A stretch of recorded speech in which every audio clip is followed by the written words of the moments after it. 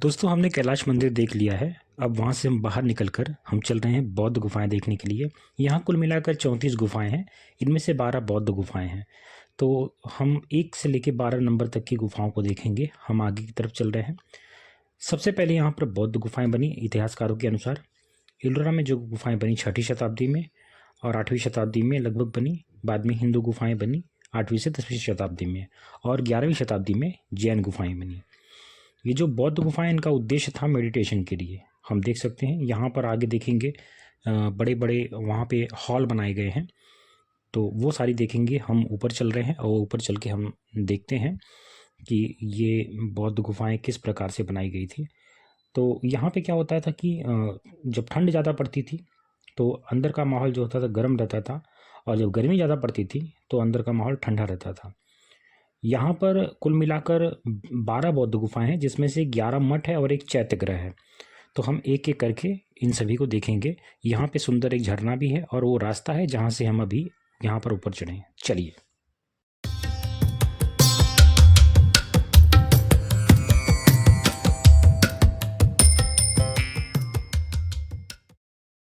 ये जो गुफा है, गुफा नंबर 1 है।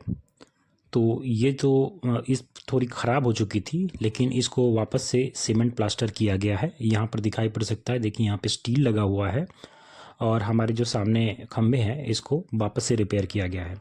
इस प्रकार की गुफा बनाने के लिए अच्छा पत्थर चाहिए। ये पूरा जो इलाका है दक्कन का पठार है, काफ़ी बड़ा पठार है।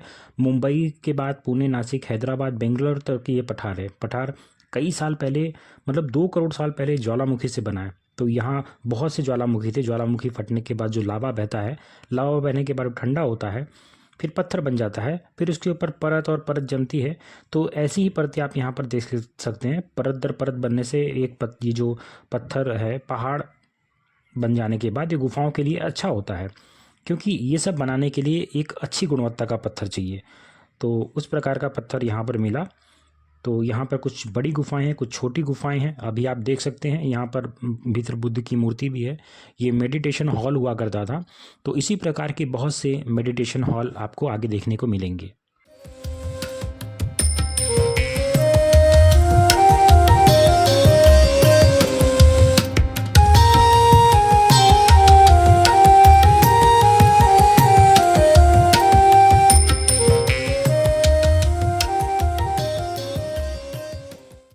बौद्ध भिक्षुओं ने यहाँ पर अलग अलग प्रकार के जो मठ बनाए, उसमें 2 मंजिला, 3 मंजिला, 1 मंजिला, ऐसे बड़े बड़े मठ बनाए। यहाँ पे लोग आकर ध्यान करते थे। भगवान बुद्ध का ये उपदेश था कि जो उनके भिक्षु हैं उनको हर दिन चलना है, हर दिन अलग अलग जगह पर जाना है, अलग अलग गाँव में बुद्ध का उपदेश देना है, लोगों को ध्यान सिखाना है। लेकिन जो 4 महीने के मानसून के होते थे उसमें चलना बहुत मुश्किल होता था, जिनको हम चतुर्मास बोलते हैं। तो उस समय क्या होता था कि यहाँ रहकर ध्यान करते थे और लोगों को ध्यान करवाते थे। तो आसपास के गांव के जो लोग हैं वो यहाँ पर रहकर, यानी 2 हफ्ते 3 हफ्ते रुककर यहाँ पर ध्यान सीखते थे, और फिर यहाँ से जाकर अपने घर में ध्यान करा करते थे। ऐसे में उन्होंने बड़े बड़े मठ बनाए हैं इस प्रकार के। और यहाँ पे देखिए कितनी ठंडक है, बहुत ठंडक है यहाँ पर। और ये एक हिसाब से जंगली जानवरों से सुरक्षित भी होता था।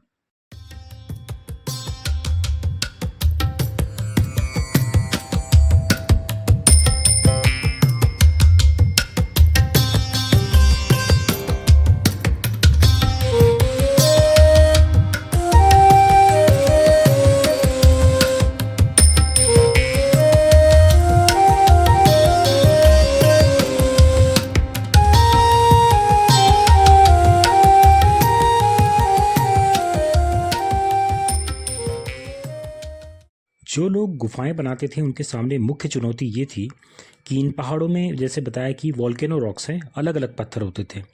कुछ जगह अच्छे होते थे, कुछ जगह अच्छे नहीं होते थे। तो यहाँ पर हम देख सकते हैं कि इतना सारा पत्थर, ये पूरा ढलान जैसा था, इसको ऊपर से नीचे की तरफ काटा गया है। तो जब वो गुफ़ा के अंदर जाते थे, अंदर का देखते थे, अंदर का जब पत्थर ख़राब हो जाता था, उनको ख़राब मिलता था, तो उनको गुफ़ा का कहीं कहीं काम रोकना पड़ जाता था।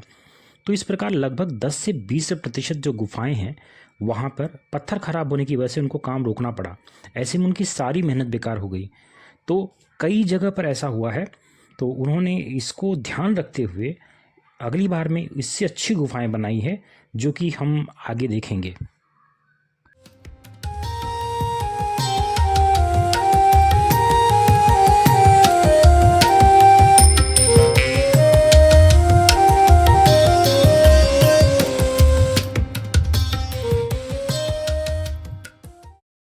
अभी जो हम ये भगवान बुद्ध की मुद्रा देख रहे हैं, वो प्रवचन की मुद्रा है। और भगवान बुद्ध के जो भी मूर्तियां हम देखेंगे, उनके बगल में 2 शिष्य जो मिलेंगे, वो उनको बोधिसत्व कहते हैं। बाईं ओर के जो होते हैं वो पद्मपाणि होते हैं, दाईं ओर जो खड़े होते हैं वो वज्रपाणि होते हैं। ये जो बोधिसत्व होते हैं, भगवान बुद्ध के बाद जिनको ज्ञान प्राप्त हुआ है, उनके वे शिष्य हैं। जैसे आज दलाई लामा जो है काफ़ी प्रसिद्ध बोधिसत्व हैं, उसी प्रकार अलग अलग शताब्दी में अलग अलग बोधिसत्व हैं। और बहुत ही खूबसूरत हम भगवान बुद्ध की प्रतिमा यहाँ पर देखेंगे, जो भी हर एक मठ के भीतर बनाए गए, जो उनके यहाँ पर है विहार, उनके भीतर बनाए गए हैं। तो इस प्रकार से देखिए यहाँ पर नक्काशी की गई है।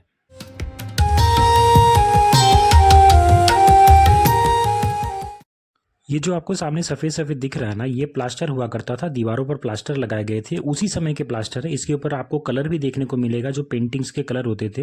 ये लाल कलर का देखिए यहाँ पे उस समय का फूलों पत्तियों से बनाया गया, जानवरों से चमड़े से बनाया गया वो कलर होता था, जो कि अभी तक ऐसे ही बरकरार है। अभी देखिए यहाँ पर ये प्लास्टर वैसे ही पड़ा है। ऊपर देखिए, ऊपर आप जो देख रहे हैं ना, ये जो है सब कलर है, ये पेंटिंग्स है। उस समय पेंटिंग्स बनाई गई थी, लेकिन अभी धुंधली हो चुकी है, ख़राब हो चुकी हैं।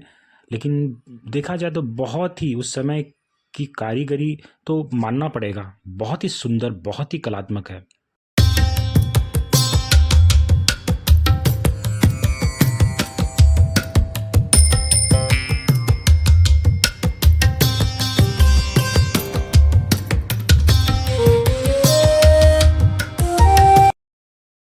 मैंने आपको 2 बोधिसत्व के बारे में तो बता दिया कि पद्मपाणि और वज्रपाणि कौन कौन है।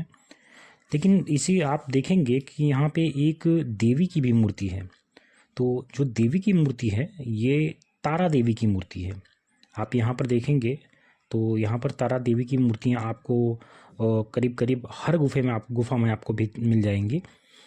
तो ये जो है, जैसे हिंदू धर्म में लक्ष्मी की पूजा की जाती है, वैसे बौद्ध धर्म में तारा देवी की पूजा की जाती है। और अगर तिब्बत की जगह अगर देखेंगे, तिब्बत और नेपाल में, तो इन्होंने तंत्र ज्ञान यानी वज्र ज्ञान, जो वज्रयान होता है उसके भीतर इनका जो पंथ होता है, उसके ऊपर काफ़ी प्रभाव इन्होंने डाला है। तो यहाँ पर तारा देवी की मूर्तियाँ करीब करीब आपको हर जगह पर मिल जाएंगी। जहाँ पर भी भगवान बुद्ध की प्रतिमा है, वहाँ पर आपको तारा देवी की प्रतिमा बिल्कुल देखने को मिल जाएगी।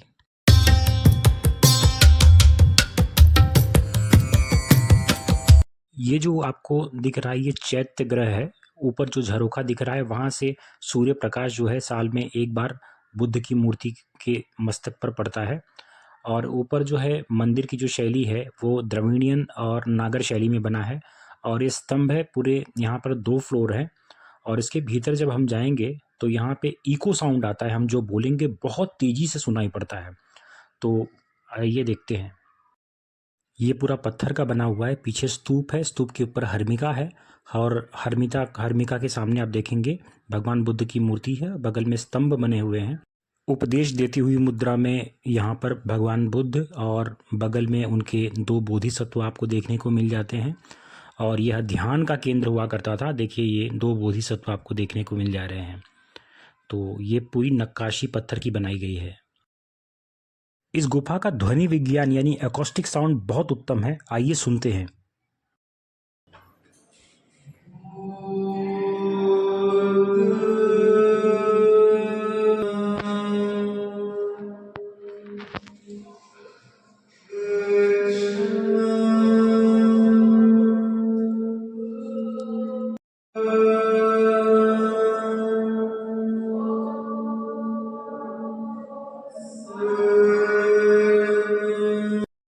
आपने अभी देखा यहाँ पे अद्भुत प्रतिध्वनि होती है। लोग यहाँ शांति से ध्यान करने के लिए बैठ सकते हैं। पहले लोग ध्यान करने के लिए ही इसका विशेष उपयोग होता था। ऊपर जो चैत्य जो ग्रह के ऊपर था वो बक्सा है, उसको हर्मिका बोलते हैं। उसमें भगवान बुद्ध के अस्थियों के अवशेष रखे जाते थे। हम यहाँ पर दूसरे फ्लोर पर आ चुके हैं और यहाँ पर देखिए, जैसे मैंने नीचे से आपको बताया था कि यहाँ पे एक मुहाना है जहाँ से सूरज की किरणें भगवान बुद्ध के मस्तक पर पड़ती है। और यहाँ पर दो नक्काशी की गई है, एक द्रविड़ियन शैली में और एक नागर शैली में, यानी एक दक्षिण भारत और उत्तर भारत के मंदिरों के यहाँ पर शिल्पकारी की गई है। और यहाँ पर कुछ मूर्ति और ध्यान करने के लिए यहाँ पर कुछ गुफाएं भी हैं और यहाँ पर कुछ देवियों की मूर्तियाँ भी हैं।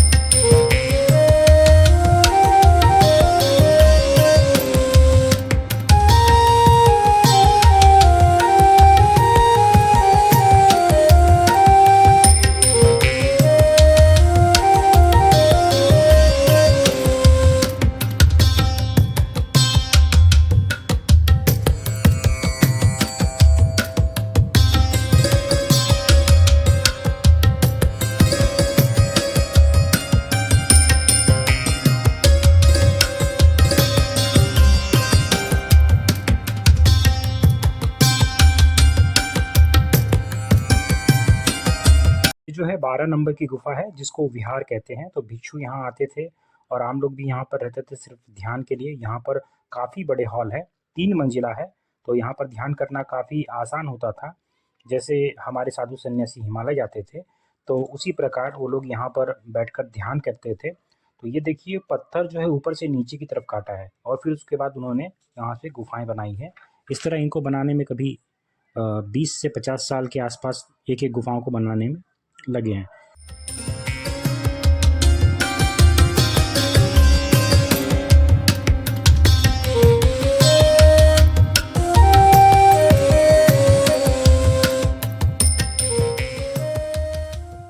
हम यहाँ पहुँच चुके हैं जहाँ पर देखेंगे आप, जैसे कि 2 बोधिसत्व हमको यहाँ पर देखने को मिल जाते हैं। लेकिन सबसे विशेष जो है यहाँ की जो मुख्य बात है, यहाँ पे आप भगवान बुद्ध की काफ़ी प्रतिमाएं देख सकते हैं। यहाँ पर 7 प्रतिमाओं के बारे में आप देखेंगे, यहाँ पर 7 प्रतिमाएं भगवान बुद्ध की हैं। ये उनके 7 अवतार हैं। तो ऐसा माना जाने लगा कि बुद्ध के 7 अवतार हैं जिन्होंने अलग अलग पेड़ के नीचे तपस्या की। जैसे बोधि वृक्ष है, आम का पेड़ है, बरगद का पेड़ है, ऐसे अलग अलग पेड़ के नीचे उन्होंने साधना की और वह ज्ञान प्राप्ति के सफल हुए। ये मुद्रा यहाँ पर दिखाई गई है प्रवचन मुद्रा में, जो ज्ञान प्राप्ति के बाद की मुद्राएं हैं। तो यहाँ पर ये सप्त मनुष्य बुद्ध कहलाए और उस तरफ देखेंगे जो प्रतिमाएं हैं वो सप्त देव बुद्ध कहलाए। तो यहाँ पर वो पेड़ के नीचे है और वहाँ पर वो छत्र के नीचे है। जैसे भगवान को हम यहाँ पर ध्यान अवस्था में देख सकते हैं और उनका हाथ ऐसे ध्यान में जैसे कि प्रवचन कर रहे हैं।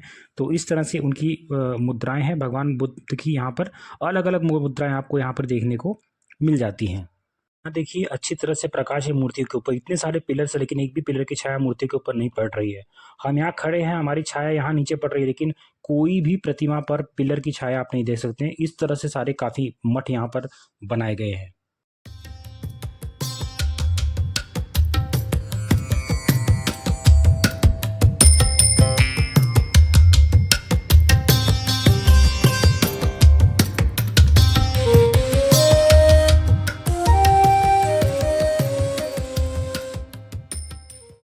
इसके बाद अब यहाँ से हम 15 नंबर की गुफा में चढ़ेंगे ऊपर की तरफ, जो कि एक हिंदू मंदिर है।